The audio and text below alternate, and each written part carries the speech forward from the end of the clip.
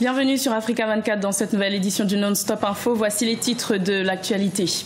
Le calme revient peu à peu au Burkina Faso après l'attentat du 13 août qui a touché la capitale Ouagadougou. Le président en exercice de l'Union africaine Alpha Condé a condamné ces violences. Vous l'entendrez dans cette édition.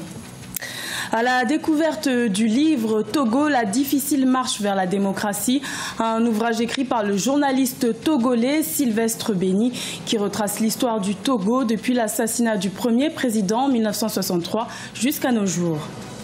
Et la Tunisie a célébré la fête de la femme le 13 août, l'occasion pour la gente féminine du pays de mettre en lumière sa lutte pour la liberté des femmes et sa volonté de mettre un terme à l'inégalité existante.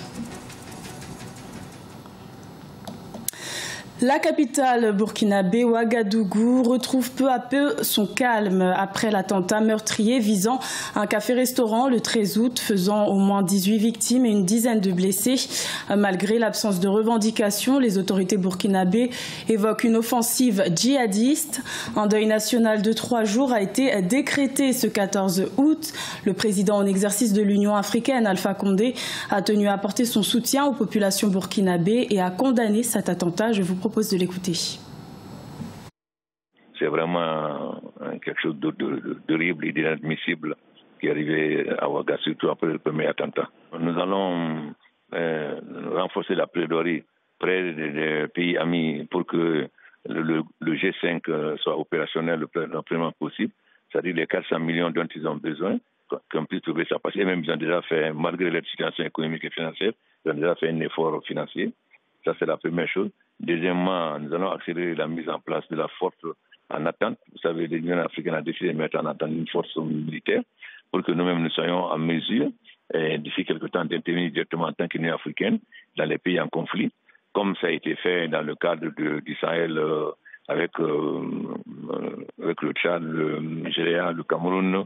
Mais il est important aujourd'hui que l'Union africaine, que l'Afrique prenne ses responsabilités. Quand il y a des problèmes en Europe, c'est l'Europe qui est en première ligne, bien sûr. Les autres pays interviennent, les artisans et autres. Il faut que nous aussi, désormais, les problèmes africains nous prennent en main en charge et que nous soyons en première ligne et que nous demandons la coopération des autres pays qui nous accompagnent, notamment en donnant les moyens, en nous aidant pour les informations et les renseignements, en nous aidant pour les moyens militaires comme les hélicoptères, etc. Et afin que nous puissions nous-mêmes, désormais, nous battre et défendre nos citoyens. Nous pouvons atteindre le terrorisme militairement, nous ne pourrons jamais vaincre le terrorisme militairement, nous pourrons le vaincre économiquement. C'est pourquoi il est extrêmement important que l'Afrique dispose de l'énergie pour transférer les matières premières sur place, mettre fin à l'immigration et aux conséquences du dérèglement climatique.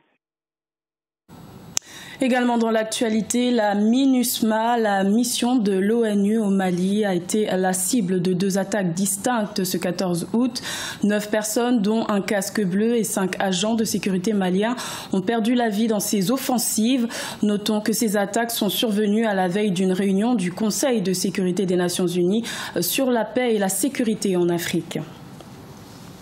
Dans le reste de l'actualité en Sierra Leone, des écoulements de boue ont coûté la vie à au moins 312 personnes ce 14 août. Un drame engendré par des fortes précipitations dans la capitale, Freetown.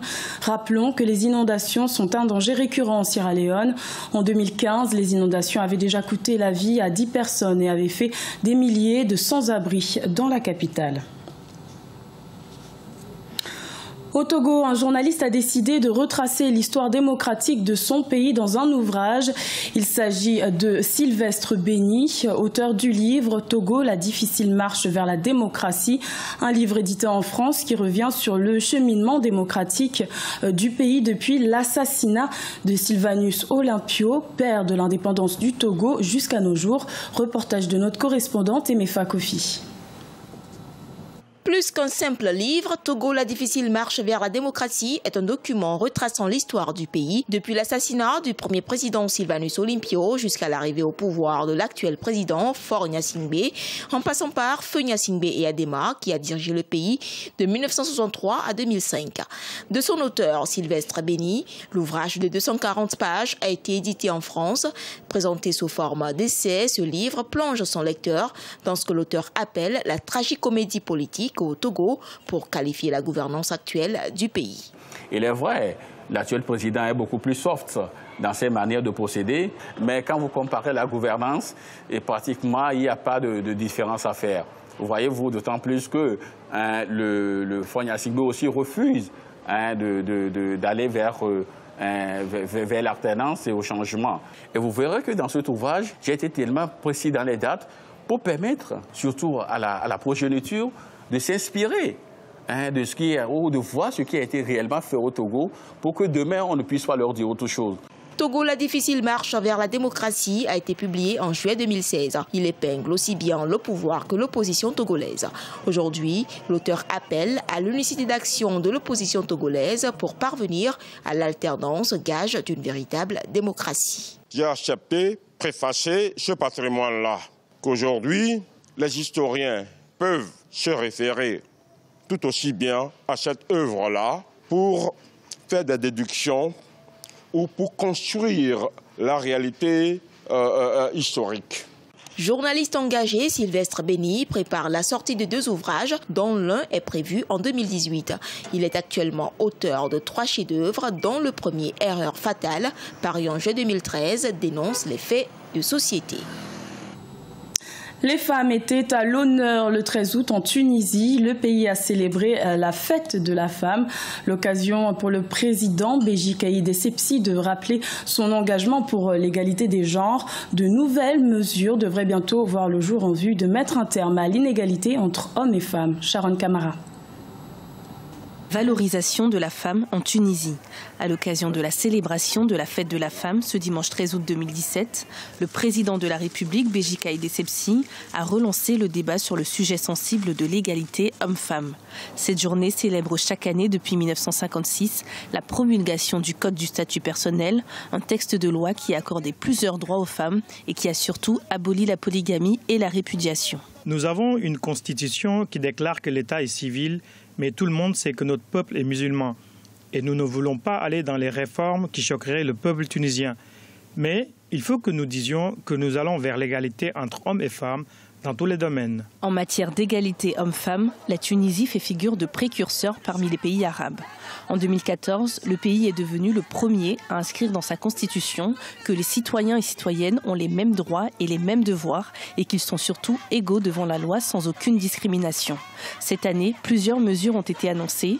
Il s'agit notamment de la création d'une commission chargée d'étudier la question des libertés individuelles ainsi que l'abolition de la circulaire de 1973 interdisant aux femmes musulmanes d'épouser des non-musulmans. La Tunisie a été le premier pays du Maghreb et même du monde arabe, toute la zone du Mashrek, sous Bourguiba a initié une telle modernité.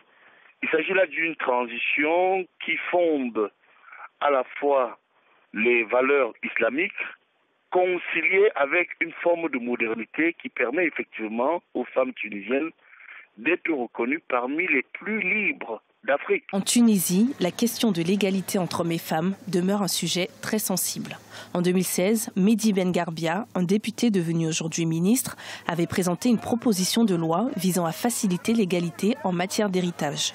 Le moufti de la République, la plus haute autorité religieuse musulmane du pays, s'y était aussitôt opposé. C'est un 5e triomphe pour le club de football congolais AC Léopard de Dolisie. Le club a remporté la 36e édition de la Coupe du Congo face au club athlétique Renaissance Aiglon. C'était le 11 août au stade de l'Unité à Brazzaville. Retour sur cette rencontre avec notre correspondant Deva Panzou, commenté par Siamlo Victoria Sedji.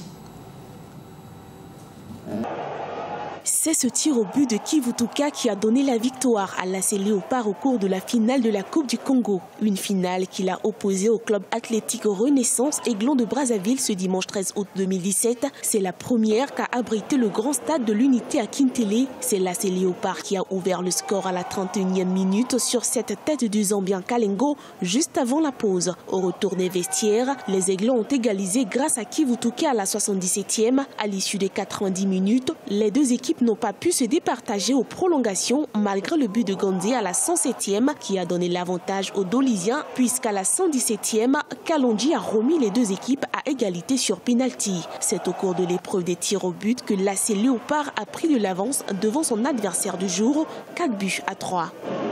C'était pour moi un bon match, préparé dans des conditions extrêmement difficiles, avec la participation de joueurs en équipe nationale il y a moins de 48 heures. L'adversaire est revenu.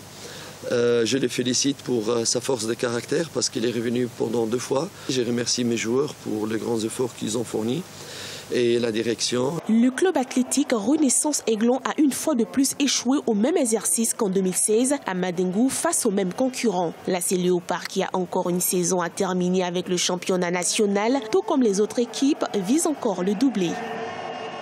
Avant de parler de la compétition africaine, nous avons le championnat à terminer. Nous avons 2 concurrents très sérieux et nous dépassons ce concurrent que de 3 points, sachant qu'il reste encore 7 matchs et tout est jouable. C'est un premier objectif pour moi, être champion. La victoire d'aujourd'hui va nous aider vraiment pour terminer la saison, champion du Congo aussi. La finale de la Coupe du Congo de football a intégré depuis quelques années les activités liées à la fête de l'indépendance nationale. Notons que dans la version féminine, l'AC Colombe a mis fin à l'hégémonie de l'AC Léopard de Dolisie depuis 2012 en battant par 3-2 le football club La Source. Ce journal a été réalisé par l'ensemble de la rédaction. Merci de votre fidélité. Retrouvez dans un instant une nouvelle édition de l'information sur Africa 24.